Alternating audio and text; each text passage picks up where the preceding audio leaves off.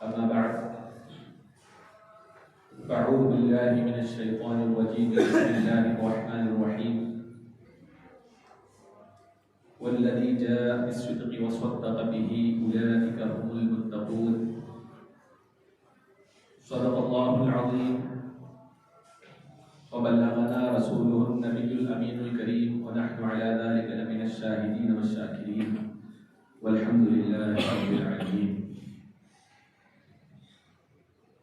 معزز سامعین کرام، آئیے جمعۃ المبارکہ کی اس بابرکت مجلس میں اس کو اور پرنور اور بارکت بنانے کے لیے حضور مصطفیٰ علیہ رحمت شمع بزم ہدایت نوبہار شفاعت تاجدار رسالت حضور احمد مصطفیٰ محمد مصطفیٰ صلی اللہ تعالی علیہ وسلم کی بارگاہ مقدس میں عقیدت اور محبت کے ساتھ نذران درود پیش کرے پڑھے اللہم صلی علی سیدنا مولانا محمد معدن الجود والکرم وآلہ وبارک وسلم صلاۃ و سلام علیک یا رسول اللہ صلاۃ و سلام علیک یا نبی اللہ صلاۃ و سلام علیک یا نور اللہ صلی اللہ تعالی علیہ وسلم. معزز سامعین کرام، یہ مہینہ چونکہ جمادی الاخر کا چل رہا ہے اور اسی مہینے کے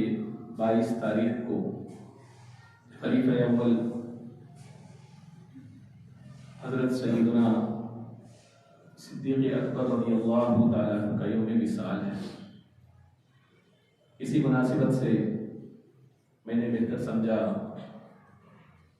چونکہ یار غار رسول ہے حضور اکرم نور مجسم صلی اللہ تعالی علیہ وسلم کو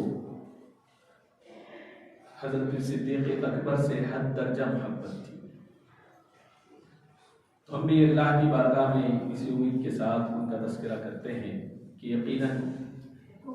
جو سرور دو عالم صلی اللہ علیہ وسلم کا محبوب ہے، چہیتا ہے، یقیناً وہ اللہ کی بارگاہ میں بھی مقبول ہے. ہم اگر ان کا تذکرہ کرتے ہیں تو یقیناً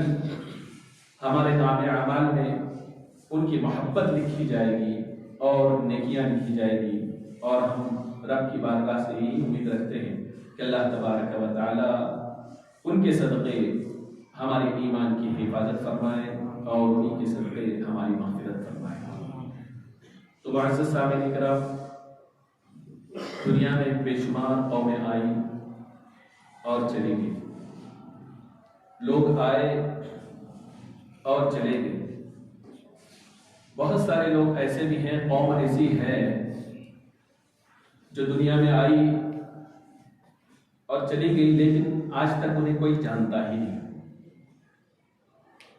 اور بہت ساری قوم ایسی ہیں کچھ کام کر گئے تو تاریخ کے اوراق میں اس قوم کا ذکر ملتا ہے، ان کے کارناموں کا ذکر ملتا ہے.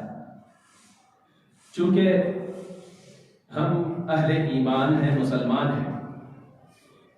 تو ہمارے لیے معتبر وہی قوم ہے، وہی لوگ ہیں کہ جن کے کارناموں کو اللہ تبارک و تعالی قرآن مجید میں بیان فرمایا ہے، جن کے افعال کو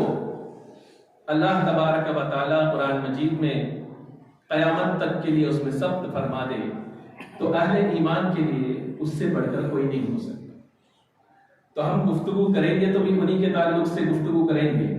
ہم سنیں گے تو بھی ان کے تعلق سے سنیں گے. آپ دیکھیں وہ قوم کوئی اور قوم نہیں، وہ لوگ کوئی اور نہیں جنہیں رسول اکرم نور مجسم امام الانبیاء صلی اللہ تعالی علیہ وسلم کی صحبت کا شرف ہے. تو یقیناً جتنے بھی انبیاء اکرام آئے ان کے اصحاب بھی ہوئے، لیکن رسول اکرم صلی اللہ علیہ وسلم کے اصحاب کا جو مرتبہ ہے وہ کسی کا مرتبہ ہے. انبیاء اکرام علیہ السلام کے بعد اگر کسی کا مرتبہ ہے تو وہ صحابہ اکرام رضوان اللہ تعالی علیہم اجمعین کا ہے. کیوں نہ ہو آپ کی زندگی آپ دیکھیں کہ ہمیں یہ پتہ نہیں ہماری زندگی میں ہم کتنی نافرمانیاں کرتے ہیں، ہمارے جو اعمال ہیں نیک اعمال رب تبارک و تعالی کی بارگاہ میں مقبول ہے یا نہیں. نہیں یہ ہمیں پتہ نہیں. اللہ نہ کرے ہمارا جو ہے برا خاتمہ ہو کہ ہمارا خاتمہ کس پر ہوگا ہم یہ بتا نہیں سکتے.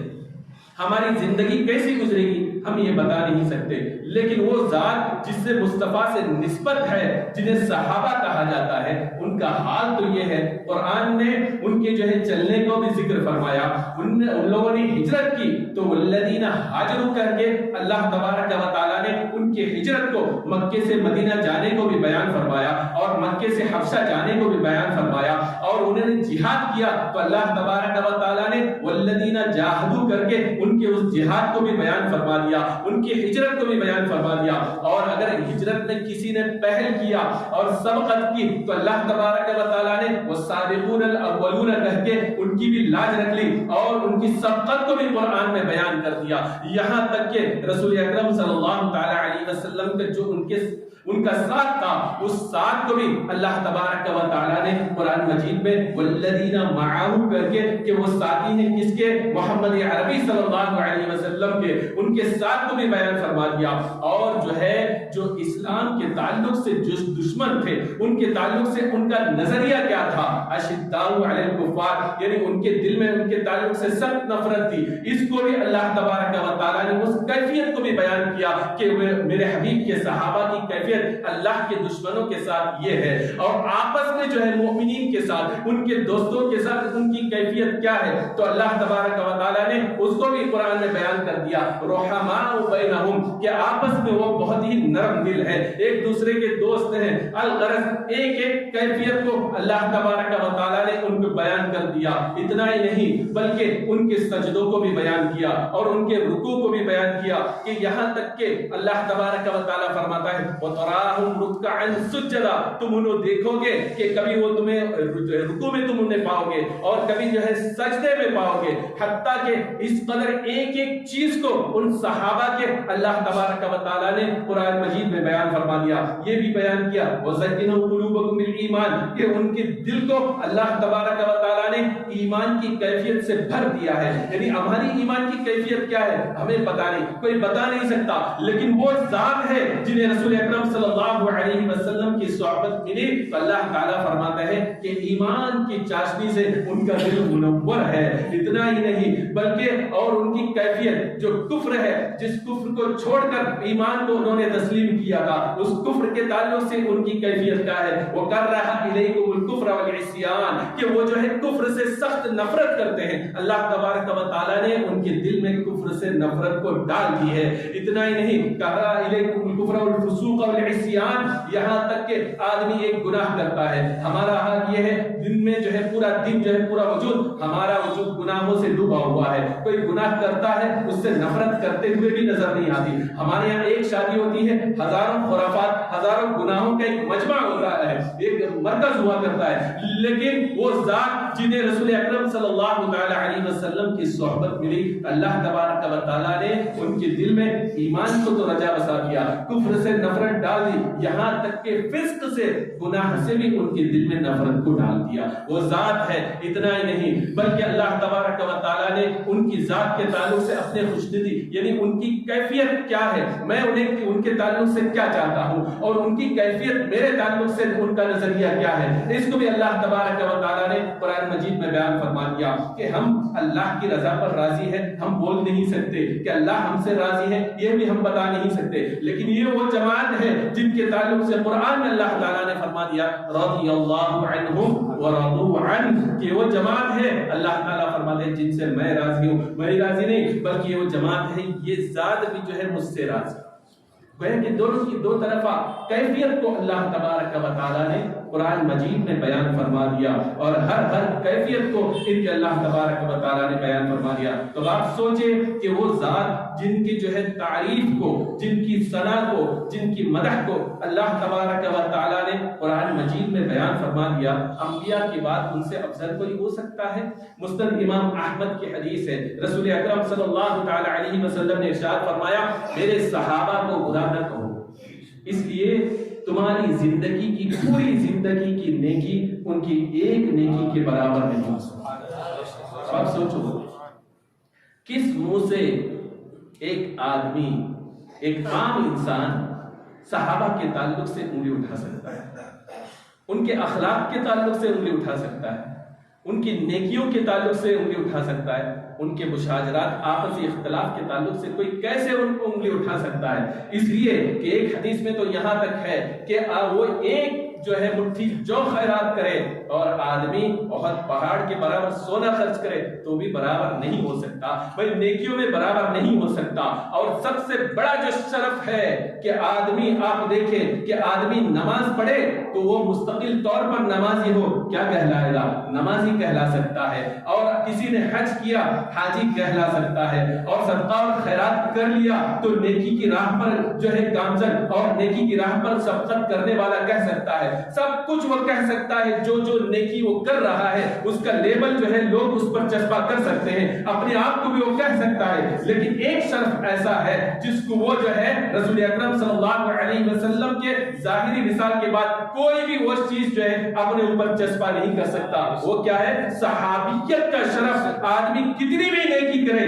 لیکن جو ہے رسول اکرم صلی اللہ علیہ وسلم کے مثال کے بعد جو ہے آدمی یہ شرف حاصل نہیں کر سکتا۔ لیکن صحابہ کو یہ شرف حاصل ہے کہ سب سے بڑی نیکی یہ ہے ایمان لانے کے بعد وہ شرف صحابیت سے متصف ہونا ہے، اور یہ شرف انہیں حاصل ہونا ہے۔ تو صحابہ کرام رضوان اللہ تعالی علیہم اجمعین کا سب سے اعلیٰ انبیاء کے بعد جو ہے امت میں سب سے افضل ترین لوگ ہیں، کوئی قوم ہے تو صحابہ کی ذات ہے۔ لیکن صحابہ میں بھی اللہ تبارک و تعالیٰ نے درجات اور مراتب کو اللہ تعالیٰ نے بعض کو بعض پر بلند فرمایا ہے۔ ایک ذات وہ بھی ہے ان صحابہ میں جن کی تصدیق کے تعلق سے قرآن میں بھی بیان کیا، جن کی صحابیت کو اللہ تبارک و تعالیٰ نے قرآن مجید میں بیان فرمایا کہ والذی جاء بصدق وصدق بہ، اس آیت کے تعلق سے یعنی تصدیق کرنے والا کوئی صادق آیا ان کے پاس، قرآن لے کر آیا، دین لے کر آیا، اس کی تصدیق کرنے والی سب سے پہلی ذات مردوں میں کوئی ہے وصدق بہ، اس آیت کے تعلق سے مفسرین فرماتے ہیں سب سے پہلے کوئی ذات ہے تو صدیق اکبر کی ذات ہے۔ تو مراد بھی قرآن میں وصدق بہ کہنے اللہ تبارک و تعالیٰ نے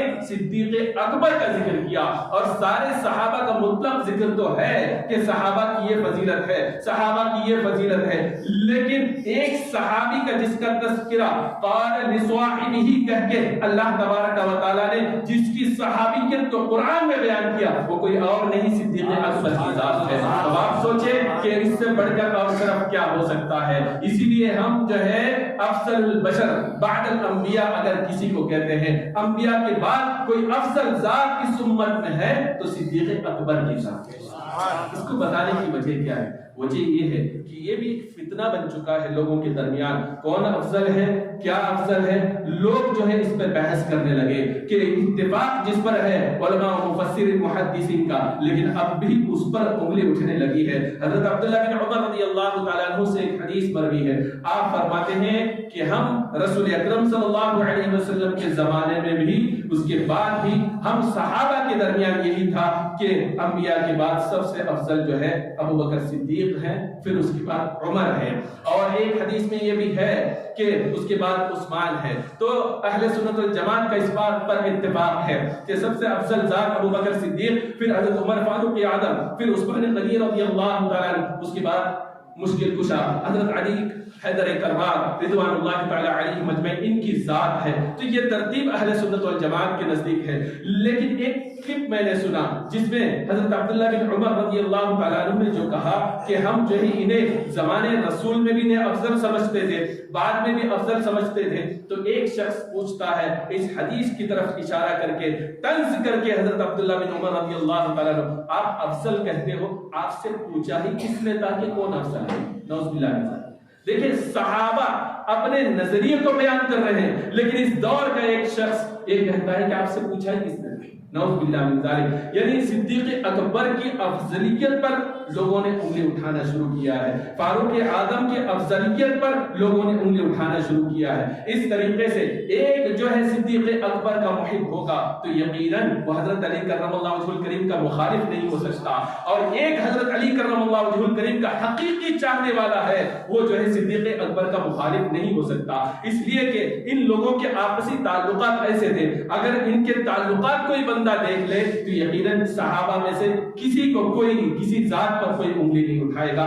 ہر ایک سے محبت کرتا ہوا نظر آئے گا۔ علی سے محبت کا تقاضا یہی ہے کہ صدیق اکبر سے بھی محبت کیا جائے، صدیق اکبر کی محبت کا تقاضا یہ ہے کہ علی سے بھی محبت کیا جائے، اس لیے کہ ان کے تعلیمات ہی یہی ہے۔ الغرض حضرت صدیق اکبر رضی اللہ تعالیٰ عنہ کو اللہ تبارک و تعالیٰ نے بہت بڑے منصب اور مقام سے نوازا۔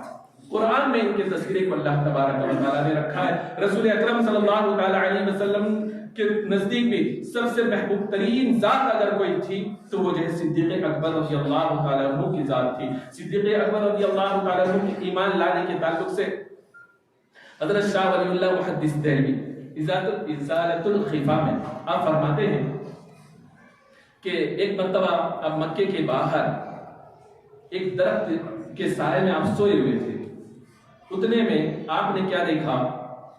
درخت کی ایک شاخ، ایک ٹہنی آپ کی طرف جھکی، آپ کے کان کے لو تک وہ آئی،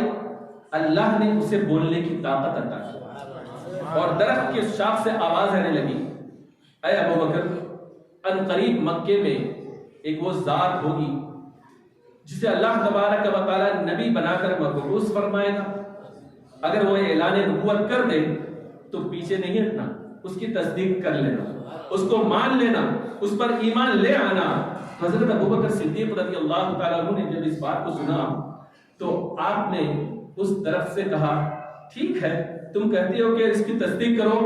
لیکن جب وہ اعلان کرے، وہ آئے تو تم مجھے جو ہے آگاہ کر دینا۔ یہ کہہ کے آپ وہاں سے چلے گئے۔ راوی کا حضرت شاہ ولی اللہ محدث دہلوی فرماتے ہیں کہ جب رسول اکرم صلی اللہ تعالی علیہ وسلم نے اعلان نبوت فرمایا، آپ اس درخت سے پاس سے گزرے تو فوراً اس درخت سے آواز آئی، اے ابو بکر جلدی کرو، اعلان نبوت کرنے والا کر چکا ہے اور اس کا نام محمد بن عبداللہ ہے، کہ ایسا نہ ہو تم سے کوئی پہلے سبقت کر جائے، اس لیے تم جو ہے سبقت کرو اور ایمان کی تصدیق کر لو۔ صدیق اکبر رضی اللہ تعالیٰ عنہ اس کے بعد رسول اللہ سے ملے، رسول اللہ نے فرمایا، اے ابو بکر میں ایمان تمہارے سامنے پیش کرنا چاہتا ہوں، اسلام تمہارے سامنے پیش کرنا چاہتا ہوں۔ جو ہی آپ نے اسلام کو پیش کیا، بلا تردد، بلا توقف، بلا کسی غور و فکر کے، صدیق اکبر رضی اللہ تعالی عنہ نے آپ کے ہاتھ پر بیعت کیا اور اسلام کو قبول کر لیا۔ اسی لیے رسول اکرم صلی اللہ علیہ وسلم ارشاد فرماتے ہیں، میں نے جس کسی کے سامنے بھی اسلام کو پیش کیا اس نے تھوڑا توقف کیا، تردد کیا، سوچنے کے بعد اسلام کو قبول کیا، لیکن ایک ذات ہے جس نے کہ بلا توقف، بلا تردد کے اسلام کو قبول کیا، وہ کوئی اور نہیں، ابو بکر کی ذات ہے۔ بلا توقف، بلا تردد، بلا سوچے کہ انہوں نے رسول اکرم صلی اللہ علیہ وسلم کے جو ہے اسلام پیش کرتے ہی انہوں نے اسلام کو قبول کر لیا اور اللہ تبارک و تعالیٰ نے انہیں یہ شرف سب سے پہلے ہی بخشا۔ روایتوں میں بھی آتا ہے جب اللہ تبارک و تعالیٰ نے عالم ارواح میں روحوں کو جمع کیا، مسند الفردوس کی حدیث، اور اللہ تبارک و تعالیٰ نے حکم فرمایا کہ محمد عربی کی اطاعت کر لو، ان پر ایمان لے آؤ۔ سرکار فرماتے ہیں ان ارواح میں سب سے پہلے امت میں کسی ذات نے، کسی روح نے مجھ پر ایمان لے آیا، وہ ذات کوئی اور نہیں، ابو بکر صدیق کی تھی۔ اس کے بعد اگر کوئی مجھ پر ایمان لایا وہ عائشہ صدیقہ کی ذات تھی۔ تو عالم ارواح میں بھی کسی نے جو ہے امت میں کسی نے رسول اکرم صلی اللہ علیہ وسلم کی تصدیق کی تو کوئی اور نہیں، صدیق اکبر رضی اللہ تعالیٰ عنہ کی ذات ہے۔ یہی وجہ ہے کہ ہر بات پہ رسول اکرم صلی اللہ علیہ وسلم کے بلا چون چرا، کچھ سوچے بغیر آپ اس کو فوراً تصدیق کر لیا کریں۔ یہاں تک کہ اگر مجمع میں صدیق اکبر نہیں ہوتے اور رسول اکرم صلی اللہ تعالی علیہ وسلم کوئی حدیث بیان کرتے، صحابہ تعجب میں پڑ جاتے کہ ایسا ہے، تو سرکار دو عالم صلی اللہ علیہ وسلم برجستہ فوراً ارشاد فرماتے ہیں، حدیث میں آتا ہے کہ میں اس بات کی تصدیق کرتا ہوں، میں ہی نہیں ابو بکر و عمر بھی اس کی تصدیق کرتے ہیں، جبکہ اس مجلس میں نہ صدیق اکبر ہے نہ عمر فاروق ہے، لیکن رسول اکرم صلی اللہ تعالی علیہ وسلم کی ان کی صداقت کا، ان کی تصدیق کا اس طریقے سے آپ یقین رکھتے تھے کہ اگرچہ مجلس میں نہ ہو، صحابہ کو کسی بات پہ تعجب ہوتا، فوراً فرماتے کہ میں تصدیق کرتا ہوں، ابو بکر و عمر بھی تصدیق کرتے ہیں اگرچہ مجلس میں نہ ہو۔ تو اب آپ سوچیں کہ ان کی تصدیق، ان کی صداقت کا عالم کیا ہے کہ اس وجہ سے رسول اکرم صلی اللہ علیہ وسلم نے انہیں صدیق فرمایا۔ اور اللہ تبارک و تعالیٰ نے پہلے ہی بچپن میں انہیں جو ہے بت پرستی سے محفوظ رکھا، سچائی پر جو ہے قائم رکھا کہ ایک مرتبہ ایسا ہوا، روایتوں میں آتا ہے کہ ان کے والد انہیں ایک مرتبہ بت خانہ لے گئے اور بت کے سامنے کھڑا کر کے آپ نے کہا کہ تیرا معبود ہے، اس کو سجدہ کرو، اس سے مانگو۔ یہ کہہ کے وہ چلے گئے تو آپ اسے دیکھتے رہے۔ 4 سال کی عمر ہے حضرت ابوبکر صدیق رضی اللہ تعالیٰ عنہ کی۔ آپ نے اسے دیکھا، دیکھنے کے بعد آپ فرماتے ہیں انی جاعل فتعنی وانی عار فاکسنی، کہ اے بت تجھے یہ دعویٰ ہے کہ تو خدا ہے تو میں بھوکا ہوں، مجھے کھانا کھلا دے۔ عار فاکسنی، میں جو ہے میرے بدن پر کپڑا نہیں ہے، میں ننگا ہوں، میرے بدن پر کپڑا نہیں ہے، مجھے کپڑا پہنا دے۔ مطلب بولنے کا مطلب یہ نہیں کہ ننگے ہیں، بلکہ میں ایسا ہوں کہ مجھے کپڑے کی ضرورت ہے تو مجھے کپڑا دے سکتا ہے، تیرے اندر طاقت ہے تو مجھے تو کپڑا پہنا۔ تو کوئی آواز نہیں آئی۔ تھوڑی دیر بعد صدیق اکبر رضی اللہ تعالیٰ عنہ نے ایک پتھر اٹھایا، اٹھانے کے بعد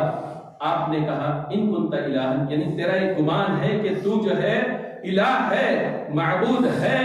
فامنع نفسک، کہ تو جو ہے اپنے آپ کو بچا کے دکھا، میری حفاظت تو دور کی بات ہے، اب اس پتھر سے تو اپنی حفاظت کر لے۔ ایک پتھر مارا، وہ جو ہے ٹکڑے ہو کر نیچے گر گیا۔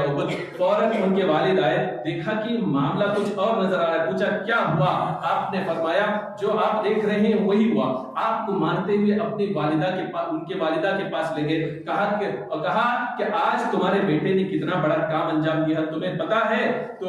سارا واقعہ بیان کیا۔ تو ان کی ماں کہتی ہے اسے چھوڑ دو، اسے معذور رکھو اس معاملے میں، اسے کچھ نہ کہو، اس لیے کہ جب یہ حمل میں تھا، میرے پیٹ میں تھا، تو میں نے ایک آواز سنی، وہ آواز یہ تھی کہ اے ذات کہ جس کے پیٹ میں یہ بچہ ہے، کہ تم سنو کہ اسمہ فی السماء الصدیق، یہ کوئی عام ذات نہیں ہے بلکہ آسمان میں اس کا نام صدیق ہے، ولی محمد رفیق صاحب و رفیق، کوئی اور ذات نہیں بلکہ محمد کے صاحب و رفیق ہوں گے۔ گویا کہ ماں کے پیٹ میں تھا، تبھی یہ بات ان کے ماں کے کان میں ڈال دی گئی کہ تیرے پیٹ میں جو بچہ ہے وہ عام بچہ نہیں ہے بلکہ آسمان میں ہی اس کا نام صدیق رکھ دیا گیا ہے، اور یہ عام بچہ نہیں، کسی کی صحابیت سے یہ شرف یاب ہوگا، کوئی اور ذات نہیں، محمد کے صاحب بھی ہوں گے، محمد کے رفیق بھی ہوں گے، دوست بھی ہوں گے۔ تو اس حدیث سے بات سمجھ میں آتی ہے کہ صدیق اکبر رضی اللہ تعالیٰ عنہ دنیا میں آئے نہیں لیکن ان کا نام صدیق رکھ دیا۔ اور ایمان کی کیفیت سبع سلام شریف میں اب دیکھیں، آپ فرماتے ہیں کہ حضرت صدیق اکبر رضی اللہ تعالیٰ عنہ سرکار دو عالم صلی اللہ علیہ وسلم سے پوچھتے یا رسول اللہ صلی اللہ علیہ وسلم ایمان کی کیفیت بتائیں، اس درجے کو کیسے پہنچے یہ بتائیں۔ سرکار بتاتے تو آپ اس پہ عمل کرنے کی کوشش کرتے یہاں تک کہ اس درجے تک پہنچ جاتے۔ پھر آپ آ کے پھر پوچھتے یا رسول اللہ صلی اللہ علیہ وسلم اور کیفیت بیان کیجیے، تو سرکار دو عالم صلی اللہ تعالی علیہ وسلم اس سے بڑھ کر اور کیفیت بیان کرتے، حضرت ابوبکر صدیق اس پر عمل کرتے، وہاں تک پہنچ جاتے، یہاں تک کہ پہنچتے پہنچتے یہ اس بات تک، اس حد تک صدیق اکبر رضی اللہ تعالیٰ عنہ پہنچتے ہیں کہ سرکار دو عالم صلی اللہ تعالیٰ علیہ وسلم فرماتے ہیں کہ اگر میری امت کے سارے لوگوں کی ایمان کو ابو بکر کے ایمان سے تولا جائے تو ابو بکر کا ایمان سارے لوگوں کی ایمان پر بھاری ہوگا۔ یعنی اس حد تک حضرت ابوبکر صدیق رضی اللہ تعالیٰ عنہ کی ایمان کی کیفیت کو رسول اکرم صلی اللہ تعالیٰ علیہ وسلم بیان کرتے ہوئے نظر آتے ہیں۔ اور اتنا ہی نہیں، کیفیت کا حال آپ دیکھیں، غار ثور کا واقعہ سب جانتے ہیں، گدھوں پر بٹھا کر رسول اکرم صلی اللہ علیہ وسلم کو لے گئے، غار کو صاف کیا، اور شام کا معاملہ سب آپ جانتے ہیں۔ 3 دن تک اس غار میں رہے صدیق اکبر رضی اللہ تعالیٰ عنہ۔ کیفیت کیا تھی؟ صبح ہوتی، اٹھتے، آنکھ کھولتے تو صدیق اکبر کی نظر رسول اکرم صلی اللہ علیہ وسلم پر پڑتی، گفتگو کرنے کے لیے کوئی اور نہیں، گفتگو کرتے تو سرکار سے کرتے۔ شام میں سوتے سوتے حضرت صدیق اکبر کی نظر کسی پر پڑتی تو سرکار کی سرپار پر پڑتی، اور سرکار کی نظر کسی پر پڑتی تو صدیق اکبر پر پڑتی، یہاں تک کہ 3 دن ایسے گزرے کہ ایک دوسرے کو دیکھ نہیں تھے. صدیق اکبر کی نظر سرکار پر اور سرکار کی نظر صدیق اکبر پر. تو اب آپ سوچیں گے یہ کیفیت، یہ دیکھنا کیا ایسے عام چیز ہے؟ عام بات نہیں ہے، بلکہ نبی کا دیکھنا، کسی پر نظر ڈالنا یہ کوئی معمولی بات نہیں ہے. اتنا عام ہے کہ حضرت شیخ اکبر رضی اللہ تعالی عنہ فرماتے ہیں کہ اگر کوئی یہ دعویٰ کرے کہ میں نے عالم بیداری میں، یعنی کوئی مومن یہ دعویٰ کرتا ہے عالم بیداری میں نے رسول اکرم صلی اللہ تعالی علیہ وسلم کی زیارت کی ہے، تو وہ سچا ہے یا جھوٹا ہے، کیسے پہچانیں گے؟ تو شیخ اکبر رضی اللہ تعالیٰ عنہ فرماتے ہیں کہ ہم جو ہے اسے ایمان کی کیفیت اس سے دریافت کریں گے، اس سے جو ہے ولایت کے مرتبے کو درجات کو ہم پوچھیں گے کہ اس درجے کو پہنچا ہے کیا نہیں. کسی نے پوچھا کہ رسول اللہ کو اس نے عالم بیداری میں دیکھا ہے، آپ جو ہے ولایت کی کیفیت اس سے کیوں پوچھ رہے ہیں، وجہ کیا ہے؟ تو آپ فرماتے ہیں وجہ ولایت کی کیفیت سچا جاننے کے لیے پوچھنا اس لیے ضروری ہے کہ جو بندہ رسول اکرم صلی اللہ علیہ وسلم کو ایمان کی حالت میں عالم بیداری میں دیکھ لے، رسول اللہ کی ایک نظر پڑے تو اس ایک نظر کی وجہ سے ولایت کی ساری منزلیں چٹکی میں طے کر لے. شیخ اکبر فرماتے ہیں ایک نظر سے کہ وہ جو ہے ولایت کی ساری منزلیں طے کر لیتا ہے. اب یہ عام جو ہے مومن کے لیے ہے جو عالم بیداری میں دیکھے تو ولایت کی ساری منزلیں ایک سیکنڈ میں طے کر لیں. صدیق اکبر نے ایک دن نہیں ایمان کی حالت میں، 2 دن نہیں، 3 دن تک اگر کسی سے گفتگو کرتے تو رسول اللہ سے کرتے، کسی پر نظر پڑتی تو رسول اللہ پر پڑتی. اب آپ سوچے 3 دن تک رسول اللہ کی نظر صدیق اکبر پر پڑی تو ولایت کے کس مقام پر فائز ہوئے ہوں گے. اب کوئی ایسا مرتبہ بچتا ہے جس کے اوپر کوئی اور پوچھے؟ یہ صدیق اکبر رضی اللہ تعالی عنہ کا مقام ہے. اسی لیے ہم اہل سنت والجماعت یہ کہتے ہیں افضل البشر بعد الانبیاء، کوئی ذات ہے افضل ترین انبیاء کے بعد وہ صدیق اکبر رضی اللہ تعالی عنہ کی ذات ہے، اور اس سے بڑھ کر کوئی نہیں. اللہ تبارک و تعالی کی یہاں جاہ اور مرتبہ میں، ثواب میں، کثرت ثواب میں کوئی ذات ہے انبیاء کے بعد تو حضرت ابوبکر صدیق رضی اللہ تعالی عنہ کی ذات ہے. اور اسی طریقے سے ان سے محبت اس قدر ضروری ہے. ایک روایت میں آتا ہے تاریخ بغداد میں خطیب بغدادی نے ایک روایت نقل فرمائی کہ صدیق عمر کی محبت کے تعلق سے آپ فرماتے ہیں کہ آسمان میں 70,000 فرشتے ایسے ہیں جو اس مومن بندے کے لیے استغفار کی دعا کرتے رہتے ہیں جو ابو بکر و عمر سے محبت رکھتے ہیں. اور آگے آپ فرماتے ہیں، اس حدیث کو نقل فرماتے ہیں کہ اور اس کے نچلے آسمان پر 70,000 فرشتے ایسے ہیں جو اس پر لعنت کرتے ہیں جو ابو بکر و عمر پر بغض رکھتا ہے. اب آپ سوچیں، اب آدمی خود فیصلہ کر لے کہ وہ فرشتوں کے لعنت کا مستحق اسے بننا ہے یا فرشتوں کے استغفار کا مستحق بننا ہے. تو صورت یہی ہے کہ آدمی اگر یہ چاہتا ہے فرشتوں کی دعا کا مستحق بنے اور مغفرت چاہتا ہو تو حضرت ابو بکر و عمر رضی اللہ تعالی عنہ سے محبت کرے. اور ان کے درجات کو کوئی کیا بیان کر سکتا ہے؟ کیا بیان کر سکتا ہے؟ مسند ابی یعلا کی حدیث ہے کہ رسول اکرم صلی اللہ تعالی علیہ وسلم نے جبریل امین سے فرمایا کہ عمر کی تعریف بیان کرو، عمر کے تعلق سے بیان کرو. تو جبریل امین علیہ الصلوۃ والسلام نے عرض کیا رسول اللہ صلی اللہ علیہ وسلم عمر کی تعریف کما حقہ کرنے کے لیے حضرت نوح علیہ السلام کا زمانہ چاہیے. آپ کو پتا ہوگا نوح علیہ السلام تقریباً 900 سال تک جو ہے قوم میں جو ہے ہدایت کے لیے کام کرتے رہے. آپ نے لوگوں کو ہدایت کے لیے ترغیب دلائی. تو عمر کی تعریف کرنے کے لیے کتنی زندگی چاہیے؟ ایک زمانہ چاہیے. یعنی نوح علیہ السلام جو قوم کے درمیان چاہیے تھے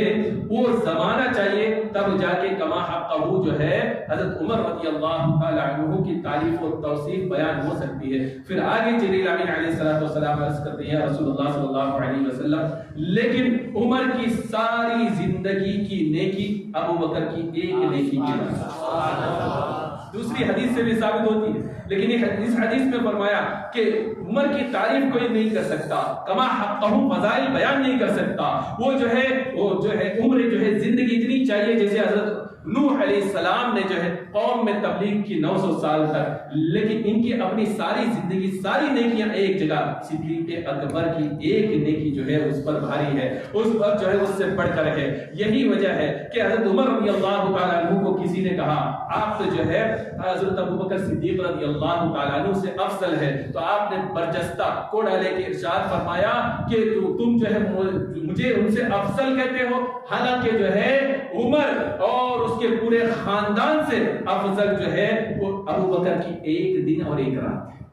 تو یہ حضرت عمر رضی اللہ تعالیٰ عنہ نے خود اپنی زبان مبارک سے فرمایا کہ میری اور میرے خاندان کی پوری زندگی اور پھر جو ہے ابو بکر کی جو ہے ایک دن ایک رات جو ہے اس سے بھی بہتر ہے۔ اور رسول اکرم صلی اللہ تعالیٰ علیہ وسلم نے یہاں تک فرمایا کہ جنت کے جو ہے درجات بلند درجے پہ بعض لوگ ہوں گے اور نچلے درجے پہ جو لوگ ہوں گے بلند درجے والوں کو اس طریقے سے دیکھیں گے جس طریقے سے زمین پر بیٹھ کر آدمی ستاروں کو دیکھتا ہے، ستاروں کو دوری کو دیکھتا ہے۔ پھر رسول اکرم صلی اللہ تعالیٰ علیہ وسلم نے فرمایا اس بلند درجے پر عمر اور ابو بکر ہوں گے بلکہ اس سے بھی بلند ہوں گے۔ اب آپ خود سوچیں، ایک نیچے درجے والا اگر ستارے کو دیکھتا ہے تو بہت دوری پر دیکھتا ہے، اور بلند درجے والا جو ہے وہاں ہو کر سرکار فرماتے ہیں اس سے بھی بڑھ کر ابو بکر و عمر کی ذات ہے۔ تو ہماری کیا حیثیت کہ ہم جو ہے کسی کی افضلیت پر جو ہے تانا زنی کریں، ہماری کیا حیثیت کہ ہم جو ہے حضرت ابو بکر صدیق رضی اللہ تعالی عنہ کے افضلیت پر انگلی اٹھائیں۔ ہمیں یہ چاہیے اہل سنت والجماعت کا جو موقف ہے اس پر قائم رہے، اور صدیق اکبر، خلفائے راشدین بلکہ سارے صحابہ کے تعلق سے ہم حسن عقیدت رکھیں اور ان سے محبت کریں۔ اس لیے مجموع الزوائد میں ایک حدیث ہے، آج کل یہ بہت زیادہ ذکر کیا جا رہا ہے، صحابہ کرام رضوان اللہ تعالی علیہم اجمعین کے درمیان جو باتیں ہوئی، جو ان کے آپسی معاملات تھے، اسے مشاجرات صحابہ کہتے ہیں۔ اس کے تعلق سے